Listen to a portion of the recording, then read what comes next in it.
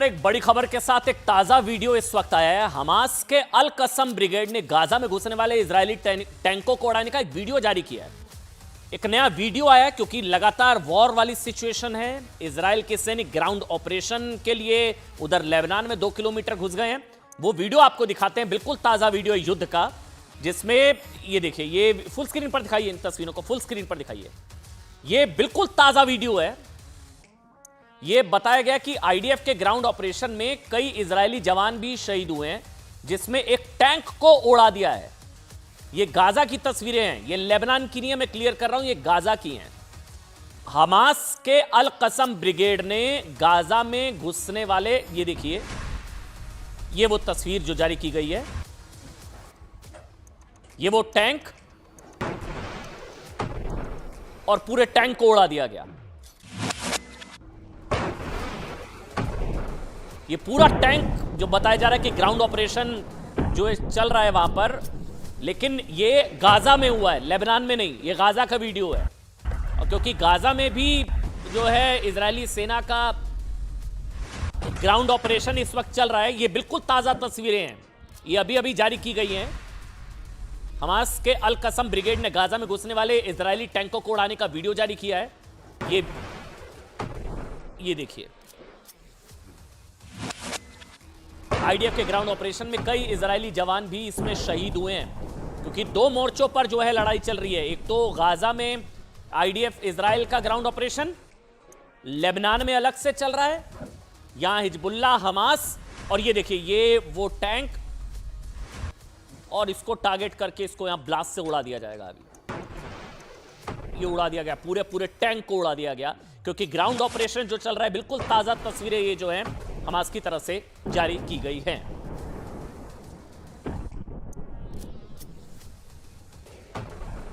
در انتقام خون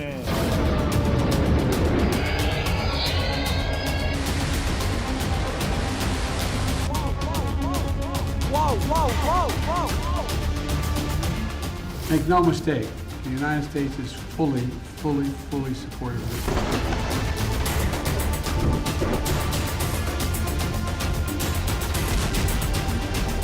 I've been talking about World War III for a long time.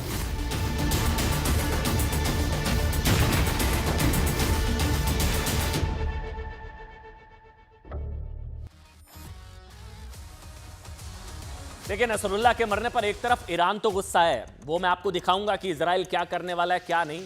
लेकिन बड़ी खबर यह है साहब, भारत में भी एक बड़ा हिजबुल्लाह फैन क्लब है, जिसके लोग हर रोज सड़कों पर हिजबुल्लाह के समर्थन में और नसरुल्लाह के मारे जाने का मातम बना रहे हैं। बड़ी खबर यह है कि यूपी में अमेठी में जो लोग इस तरह से सड़कों पर निकले थे, ये वो तस्वीरें, इनमें से 8 को गिरफ्तार कर लिया गया है। ये हिजबुल्लाह फैन क्लब के जितने सदस्य हैं, कौन कौन है पता नहीं, लेकिन हिजबुल्लाह, नसरुल्लाह जो मर गया, दुनिया भर के लिए आतंकवादी नसरुल्लाह, उसके समर्थन में, हिजबुल्लाह नसरुल्लाह के समर्थन में लोग सड़कों पर उतरे थे।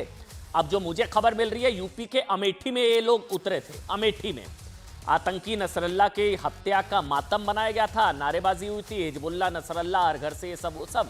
अब बताया गया कि ये सबको गिरफ्तार कर लिया गया। हालांकि पुलिस ने बताया कि इन्होंने परमिशन नहीं ली थी, क्योंकि प्रदर्शन निकालने की तो मनाही नहीं है, वो तो प्रदर्शन वो लोग निकाल सकते हैं, लोकतांत्रिक अधिकार है। लेकिन अभी जो जानकारी मिल रही है, इन सबको पकड़ लिया गया है, और ये बताया गया कि परमिशन नहीं ली गई थी इस तरह का जो मार्च निकालने की। ये लोग जो मौत का मातम, आतंकी के मरने का मातम बना रहे थे, और अब भीड़ सड़क पर निकली थी। ये वो तस्वीरें हैं, हाथ में कैंडल मार्च थी। हालांकि अब बताया जा रहा है साहब, इजराइल जब बदला लेगा तो कैंडल कम पड़ सकती है, लेकिन जब नसरुल्लाह को मारा था इजराइल ने, तो इजराइल ने नसरुल्लाह को मारा। तमाम देशों के लिए, अमेरिका के लिए वो आतंकवादी नसरुल्लाह, हिजबुल्लाह आतंकवादी, लेकिन उसके मरने पर यहां पर लोग सड़कों पर उतरे थे, कैंडल मार्च, कैंडल वैंडल निकाली थी, और हिजबुल्लाह फैन क्लब के जितने भी लोग थे।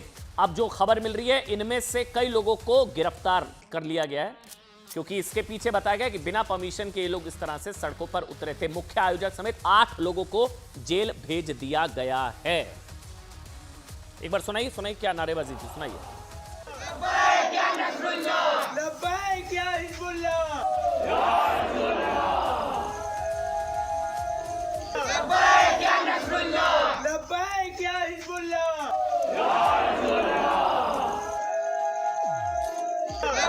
Ya Nasrullah!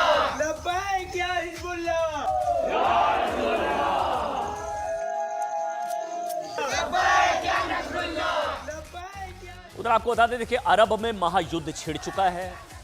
ईरान झुकने को तैयार नहीं है, इजराइल रुकने को तैयार नहीं है। इजराइल ने साफ कर दिया है कि ईरान को छोड़ेंगे नहीं, और ईरान ने चेतावनी दी है साहब कि अगर इजराइल ने जवाबी हमला किया तो उसकी खैर नहीं। ईरान कह रहा है अगर इजराइल ने जवाबी हमला किया तो उसकी खैर नहीं। हालांकि नसरल्ला आतंकवादी के मारे जाने के अगले दिन ही ईरान के सुप्रीम लीडर खामनेई सुरक्षित ठिकाने पर चले गए हैं साहब। खामनेई सुरक्षित जगह पर चले गए हैं। इजराइल पर बैलिस्टिक मिसाइलों की बौछार करने के अगले दिन ईरान के राष्ट्रपति 2 दिनों के कतर दौरे पर निकल गए हैं। 2 अपडेट हैं, जल्दी से बता रहा हूं आपको। ईरान के राष्ट्रपति कतर दौरे पर जा चुके हैं। वहां उन्होंने क्या कहा वो बताने से पहले आपको 2 तस्वीरें एक बार दिखाता हूं। 2 तस्वीरें देखिएगा। सबसे पहले पहला वीडियो जॉर्डन का है, दिखाइए 2 तस्वीरें। ये देखिए आपके सामने आ गई है। अच्छा, वो दूसरी वाली तस्वीर भी इंटरेस्टिंग है। पहला वीडियो तो जॉर्डन का है, वो साथ जो चल रहा है, जिसके आसमान से होकर ईरान की मिसाइलें इजराइल में गिर रही हैं। ये जॉर्डन के आसमान का, ठीक। दूसरा वीडियो जो उस तरफ आप देख रहे हैं ना, वो इजराइल के दक्षिणी रेगिस्तान का है, जहां एक ईरानी मिसाइल का मलबा, बड़ा सही देखिए आप, इजरायली मिसाइल का मलबा पाया गया। वहां पर मिसाइल के साथ लोग फोटो खिंचवा रहे हैं, सेल्फी वगैरह वहां पर ली जा रही है। ये जो आप देख रहे हैं बड़ा सा जो लोहे का टुकड़ा पड़ा है, ये ईरानी मिसाइल है।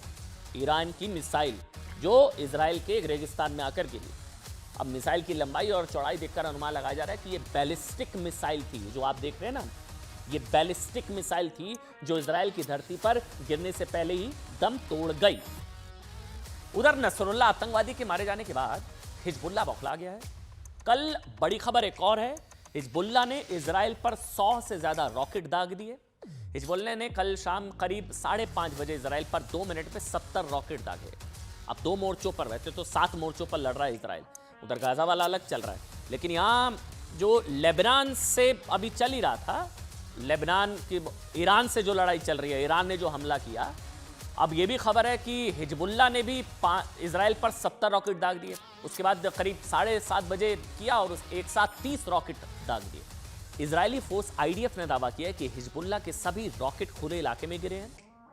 ईरान के हमले के 2 दिन बाद भी इजराइल ने उस पर, अच्छा ये बहुत इंटरेस्टिंग है, इजराइल ने अभी तक कोई हमला वापस ईरान पर नहीं किया, क्योंकि अभी इजराइल का पूरा फोकस लेबनान पर है।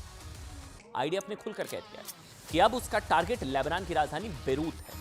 इसलिए गाजा के बाद अब लेबनान में भी इजराइल की फोर्स घुस चुकी है। बताया जा रहा है 2 किलोमीटर अंदर तक, 2 किलोमीटर अंदर तक लेबनान के अंदर घुस चुकी है। ग्राउंड ऑपरेशन शुरू हो चुका है। ढूंढ ढूंढ कर हिजबुल्लाह के आतंकवादियों को मारा जा रहा है। इजराइल ने लेबनान के 20 मोहल्लों के लोगों को घर खाली करने की अपील की है। आईडीएफ का दावा है, इजरायली फोर्स का दावा है कि कल लेबनान में 60 आतंकवादियों को मार गिराया गया। 60, 200 आतंकवादी ठिकानों पर हवाई एयर स्ट्राइक की गई। आईडीएफ ने एक वीडियो भी जारी किया है जिसमें उसने दावा किया है कि नगर पालिका की एक बिल्डिंग में मौजूद 15 आतंकवादी एक ही एयर स्ट्राइक में मार दिए गए। एक ही एयर स्ट्राइक में नगर पालिका की कोई बिल्डिंग। अच्छा, ये वो तस्वीर है, ये आईडीएफ, इसको दिखाइए एक बार फुल स्क्रीन पर। ये आईडीएफ की तरफ से विजुअल जारी किया गया है, क्योंकि युद्ध वाले हालात हैं। अब यहां बताया जा रहा है कि एक बिल्डिंग है, बिल्डिंग के अंदर 15 आतंकवादी थे और 15 आतंकवादियों पर एयर स्ट्राइक कर दी। इजराइल का ऐसा दावा, आईडीएफ का ऐसा दावा। लेबनान से एक और अपडेट आ रहा है साहब कि इजराइल ने नसरल्ला आतंकवादी के दामाद को भी मार गिराया है। अच्छा, दामाद को भी मार गिराया है। इसका नाम हसन जफर अल कासिर था। ये 2 तस्वीरें, हसन नसरल्ला मर गया, अब दामाद को भी मार दिया इजराइल ने। इजराइल रुकेगा नहीं, ईरान झुकेगा नहीं, आगे क्या होगा, मिडिल ईस्ट में टेंशन बढ़ती जा रही है। कल इजराइल के एक हमले में अब इसको भी मार दिया गया। उधर कतर पहुंचे ईरान के राष्ट्रपति ने हमास के पॉलिटिकल ब्यूरो के नेताओं से मुलाकात की है। वो कतर पहुंच गए हैं। उसने क्या कहा? हमास के चीफ कमांडर इस्माइल हानिया की हत्या मेरे जीवन की सबसे दर्दनाक घटनाओं में से एक थी, क्योंकि वो मेरे शपथ ग्रहण समारोह में मेहमान थे। अगर इजराइल ने छोटी सी भी गलती की तो उसे करारा जवाब मिलेगा। इजराइल घिर रहा है चारों तरफ से, ईरान, इराक, तमाम चीजें, Lebanon, Hezbollah, Gaza, Hamas, Hezbollah, Houthi. बार बार कहा जा रहा है कि ईरान ने आज तक डायरेक्ट कार्रवाई नहीं की थी इजराइल पे, प्रॉक्सीज के जरिए। हिजबुल्लाह, हमास, हूती प्रॉक्सीज के जरिए अटैक किया। पहली बार ईरान ने डायरेक्ट अटैक किया इजराइल पर। अच्छा, इन्होंने यही बात वहां की मीडिया के सामने भी कही। उन्होंने एशिया के मुस्लिम देशों से एकजुट होने की अपील की है और कहा है कि हम इजराइल के साथ युद्ध का मौका नहीं ढूंढ रहे हैं। मुस्लिम देश एकजुट हों, उन्होंने हमसे शांति का वादा किया था, लेकिन इजराइल ने हमारे राष्ट्रपति पद के शपथ ग्रहण समारोह के दौरान तेहरान में हमारे मेहमानों को आतंकित किया। हम शांति स्थापित करना चाहते हैं। वहीं आपको बता दें, ईरान की ये बहुत इंटरेस्टिंग है। ईरान के एक न्यूज़पेपर तेहरान टाइम्स ने पूरी दुनिया का ध्यान इसको फुल स्क्रीन पर दिखाया। ये बहुत इंटरेस्टिंग है, बहुत इंपॉर्टेंट है देखना, बहुत डेंजरस भी है। इसको ध्यान से पढ़िए क्या लिखा है। पूरी दुनिया का ध्यान इस हेडलाइंस ने अपनी ओर खींचा। ईरान के प्रमुख अखबार तेहरान टाइम्स ने अखबार के फ्रंट पेज पर एक खबर छापी है। इस खबर की हेडलाइन पढ़ रहे हैं आप, Iran hand on trigger. Iran का हाथ ट्रिगर पर है, ट्रिगर पर, यानी ईरान का हाथ ट्रिगर पर है। मतलब इसके साथ ही लिखा है कि अगर इजराइल ने जवाबी हमला किया तो ईरान ऑपरेशन 2 प्रॉमिस 2 शुरू करेगा। ऑपरेशन 2 प्रॉमिस 2, ट्रिगर पर है ईरान का हाथ। वैसे इजराइल पर ईरान के सबसे बड़े हमले के बाद अब इजराइल कमर तोड़ पलटवार की रणनीति बना रहा है। बताया जा रहा है कि ईरान पर कभी भी बारूद वर्षा हो सकती है, बारूद वर्षा। 4 मोर्चों पर अकेले महायुद्ध लड़ रहे इजराइल को अमेरिका का सपोर्ट है, तो ईरान के साथ भी इजराइल के दुश्मन देश लामबंद हो, यानी कि दुनिया दो फाड़ होती जा रही है। अगर अरब में चल रहे इस महायुद्ध की आग फैली तो पूरी दुनिया इसकी चपेट में आ सकती है। मतलब दुनिया को थर्ड वर्ल्ड वॉर की आहट सुनाई देने लगी है।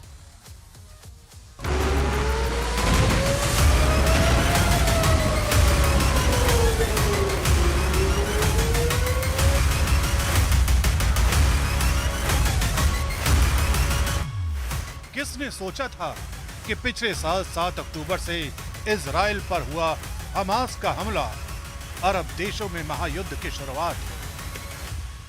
लेकिन असल में ये महायुद्ध की वो चिंगारी थी जिसे भड़काया इस्माइल हानिया ने। उसे हवा दी नसरल्लाह, हूथी विद्रोही और खामनेई ने। लेकिन उस चिंगारी को दहकता आग का गोला बनाकर उन्हीं के ऊपर बरसा रहे हैं बेंयामिन नेतन्याहू।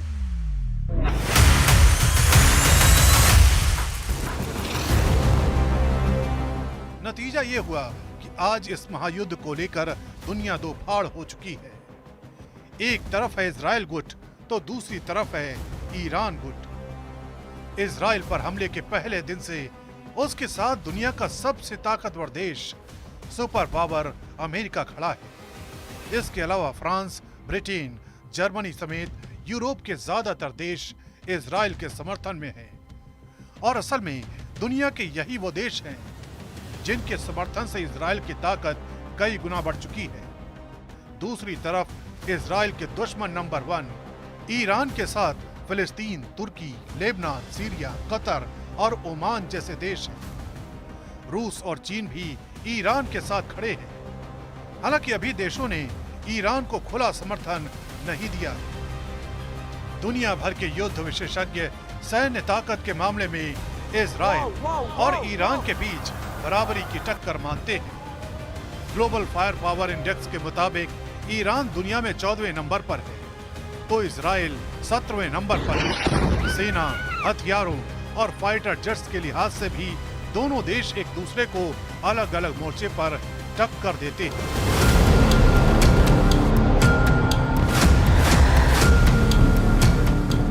इजराइल और ईरान में से किस मोर्चे पर किसका पलड़ा भारी है, किसकी ताकत ज्यादा है, ये इस चार्ट के जरिए समझा जा सकता है। ईरान के पास कुल विमान 551 हैं और इजराइल के पास 612। ईरान के पास 186 फाइटर जेट्स हैं तो इजराइल के पास 241। ईरान के पास हेलीकॉप्टर 129 हैं तो इजराइल के पास 146। ईरान के पास 1996 टैंक हैं तो वहीं इजराइल के पास 1370। ईरान के पास 65,765 हथियारबंद गाड़ियां हैं तो इजराइल के पास 43,407 गाड़ियां हैं। ईरान के पास 101 वॉरशिप हैं तो इजराइल के पास 67 वॉरशिप है। ईरान के पास 19 सबमरीन हैं तो इजराइल के पास 5 सबमरीन हैं। ईरान के पास 6,10,000 सैनिक हैं तो इजराइल के पास 1,70,000 सैनिक हैं, जबकि ईरान के पास 3,50,000 रिजर्व फोर्स है तो इजराइल के पास 4,65,000 रिजर्व फोर्स है। ईरान का रक्षा बजट 9 अरब डॉलर है तो इजराइल का 24 अरब डॉलर है। आंकड़ों के हिसाब से ईरान कई मोर्चों पर इजराइल पर भारी नजर आता है, लेकिन एक्सपर्ट के मुताबिक असल में ऐसा नहीं है। ईरान के पास सैन्य बल और हथियार ज्यादा दिखते हैं, लेकिन वो पुराने हैं। उनका रखरखाव भी बेहतर नहीं है। ईरान पर कई पाबंदियां लगी हुई हैं। दूसरी ओर इजराइल के पास अत्याधुनिक हथियार हैं। पश्चिम एशिया में चारों तरफ से घिरे होने के बावजूद वो अपनी लड़ाइयां लड़ता रहा है और जीतता भी रहा है। बेशक उसके पीछे अमेरिकी मदद रही है, लेकिन इन दोनों देशों के बीच कोई युद्ध हुआ तो वो ईरान और इजराइल के बीच तक सीमित नहीं होगा। इसमें और भी ताकतें शामिल हो जाएंगी, जिसके बाद दुनिया दो हिस्सों में बंट जाएगी। तब दुनिया पर तीसरे विश्व युद्ध का संकट मंडराने लगेगा। अगर इस महायुद्ध का दायरा दोनों गुटों के सहयोगी देशों तक फैलता है तो देखते ही देखते ये महायुद्ध तीसरे विश्व युद्ध में तब्दील हो जाएगा।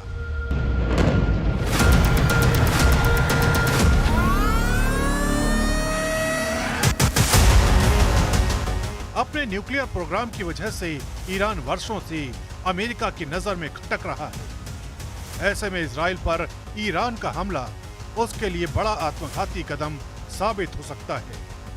ईरान के चारों तरफ अमेरिका ने सामरिक शतरंज के मोहरे तैनात कर दिए हैं।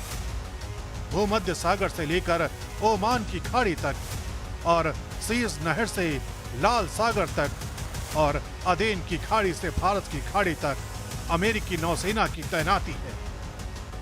इसके अलावा Jordan, Syria, Bahrain, Kuwait, Qatar, Saudi Arabia, Iraq, UAE, Oman में अमेरिकी सेना के बेसिस हैं, जहां हजारों की संख्या में अमेरिकी सेना तैनात है। डिफेंस सिस्टम के साथ साथ रक्षात्मक और हमले करने के लिए तैयार सेना है। ऐसे में ईरान एक साथ इजराइल और अमेरिका का मुकाबला नहीं कर सकता।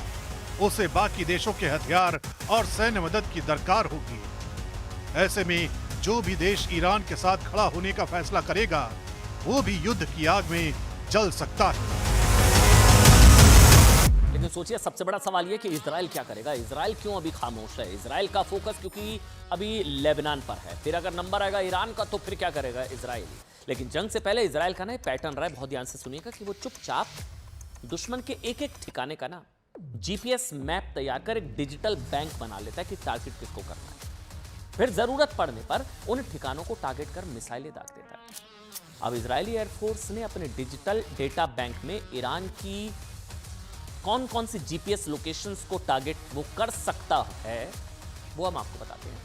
इजराइल के टारगेट पर ईरान के कौन कौन से ठिकाने हो सकते हैं ना, वो सुनिए। ईरान के न्यूक्लियर ठिकाने, आशंका से इंकार नहीं किया जा सकता। यूरेनियम खदान, आर्मी बेस, रिसर्च रिएक्टर, गुप्त ठिकाने, लेकिन इसमें सबसे इंपॉर्टेंट है न्यूक्लियर रिएक्टर्स। पूरे ईरान में कुल 17 न्यूक्लियर ठिकाने मौजूद हैं। 17 न्यूक्लियर ठिकाने। इनमें से जो 5 सबसे अहम न्यूक्लियर ठिकाने हैं वो हैं अराक, फोर्दो, नातंज, इम्फहान और बशहर। ये 5 सबसे इंपॉर्टेंट न्यूक्लियर ठिकाने इजराइल को पता है। इसके अलावा पूरे ईरान में 26 मिसाइल साइट्स हैं। 26। ईरान के सघन, यज़्द और गाचिन में मौजूद यूरेनियम खदाने भी इजराइल की टारगेट पर। ईरान के 3 गुप्त ठिकाने भी इजराइल के टारगेट पर हैं, तरखस, अबाज, वारबिन और मार्टिन। वहीं ईरान का एक रिसर्च रिएक्टर भी इजराइल के निशाने पर हो सकता है, जो कि तेहरान में है। लेकिन डर सबसे ज्यादा इस बात को लेकर है कि कहीं इजराइल के निशाने पर परमाणु रिएक्टर ना हो।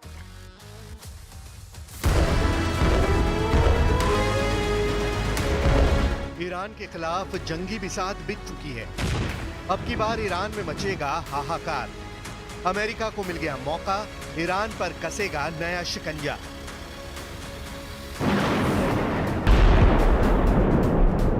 तेहरान को जलाने का इंतजाम पूरा हो चुका है। बाइडेन ने ईरान को पाषाण युग में पहुंचाने की कसम खा ली है। अमेरिका ने इजराइल के हथियारों के गोदाम ठसाठस भर दिए हैं। तो क्या इस बार जंग में अमेरिका इजराइल के पीछे नहीं बल्कि साथ में खड़ा होगा, साथ में युद्ध लड़ेगा और इजराइल के साथ में मिलकर ईरान पर सबसे बड़ा हमला करेगा?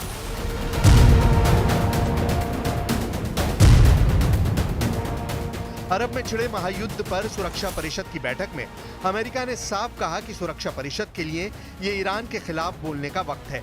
अमेरिका ने ताल ठोक कर कहा कि वो पूरी तरह से इजराइल के साथ है। अमेरिका ने ईरान के IRGC पर अतिरिक्त प्रतिबंध लगाने का प्रस्ताव रखा। अमेरिका ने ईरान को मौजूदा हालात के लिए जवाबदेह ठहराने का प्रस्ताव रखा। अमेरिका ने आरोप लगाया कि ईरान हमास को फंडिंग करता है। ईरान शिपिंग नेटवर्क को अस्थिर करने के लिए हूतियों का समर्थन करता है। अमेरिका ने ईरानी सेना IRGC पर हिजबुल्लाह को मदद का आरोप लगाया और कहा कि IRGC ने परिषद के प्रस्ताव का उल्लंघन किया है। सुरक्षा परिषद की बैठक में अमेरिका ने ईरान को साफ तौर पर चेता दिया कि हालात से खिलवाड़ मत करो। Last thing they need is to profit off of this. It's time for them to sit at the table and get this strike done. Because I remember we negotiated a similar strike on the West Coast before, and they worked it out. It's time, they won't even talk, so let's get that done. Iran ने Israel के खिलाफ जो जंग छेड़ी है उसका नतीजा क्या होगा? ईरान के सुप्रीम लीडर खामेनेई को भी है और नेतन्याहू को भी है। ईरान जानता है कि उसके पास इजराइल की मिसाइलों को रोकने की ताकत नहीं है।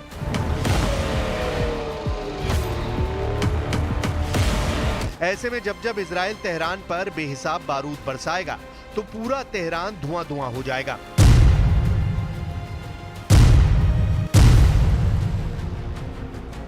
दो दिन पहले ईरान ने इजराइल पर 200 बैलिस्टिक मिसाइलें एक साथ दाग दी थीं। खामेनेई ने सोचा था कि उनकी 200 मिसाइलें तेल अवीव में तबाही मचा देंगी। तेल अवीव कब्रिस्तान बन जाएगा, लेकिन 200 मिसाइलों के हमले में मरा सिर्फ एक आदमी, और वो भी इजरायली नहीं बल्कि फिलिस्तीनी। अब ईरान दहशत में है। इजराइल के जवाबी हमले के खौफ में खामेनेई की रातों की नींद गायब है। लेकिन हमलों का फौरन मुंहतोड़ जवाब देने वाला इजराइल 2 दिन बाद भी चुप है। हालांकि नेतन्याहू ने इशारा कर दिया है कि ईरान ने जो जंग छेड़ी है वो इजराइल खत्म करेगा, वो भी तेहरान में तबाही का तूफान मचाकर।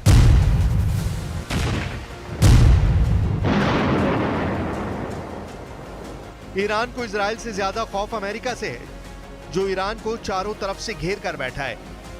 इसीलिए खामेनेई बौखलाए हुए हैं और अमेरिका को अरब की धरती से हटने के लिए उस पर हालात खराब करने के आरोप लगाने शुरू कर दिए हैं।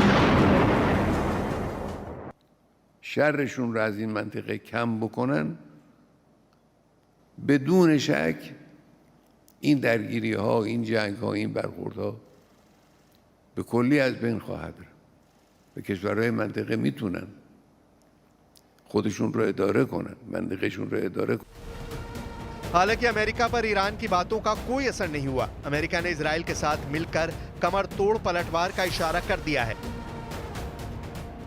अमेरिकी प्रेसिडेंट जो बाइडेन ने व्हाइट हाउस के रूजवेल्ट रूम में हाई लेवल मीटिंग बुलाकर इजराइल को फुल सपोर्ट का ऐलान कर दिया है। बाइडेन ने इजराइल पर हुए हमले की कीमत तेहरान से वसूलने की धमकी देने के साथ खाड़ी के सभी यूएस बेस पर हाई अलर्ट कर दिया है। माना जा रहा है कि इजराइल के साथ मिलकर अमेरिका खाड़ी में नए वॉर प्लान पर जल्द एक्शन ले सकता है। The word fog of war was invented for a situation like this. This is a fluid situation. We will consult with the Israelis on next steps in terms of the response and how to deal with what Iran has just done, and we will continue to monitor for further threats and attacks from Iran and its proxy. Iran के साथ युद्ध का दम भरने वाला ताकतवर तुर्की भी America के वॉर जोन में आने से दहल गया है। तुर्की के प्रेसिडेंट अर्दोआन को डर सता रहा है कि ईरान के बाद उनका ही नंबर है। तुर्की की मीडिया की रिपोर्ट के मुताबिक अर्दोआन ने अंकारा में अपने भाषण में ये डर बयां किया। अर्दोआन ने नेतन्याहू को डायरेक्ट धमकी देकर तुर्की को टारगेट बनाने से पहले 100 बार सोचने के लिए कहा है। İsrail'i durdurmalıdır. İslam dünyası aynı şekilde vatan savunmasında mutlaka Lübnan halkı ve hükümetinin yanında olmalıdır. Biz Türkiye ve Türk milleti olarak bu zor günlerinde संयुक्त राष्ट्र के मंच से नेतन्याहू ने ईरान को पहले ही चेतावनी दी थी कि इजराइल पर हमला करना ईरान की सबसे बड़ी भूल होगी। बावजूद इसके ईरान ने इजराइल को दहलाने की कोशिश की, लेकिन अब हमले की बारी इजराइल की है और झेलने की बारी ईरान की।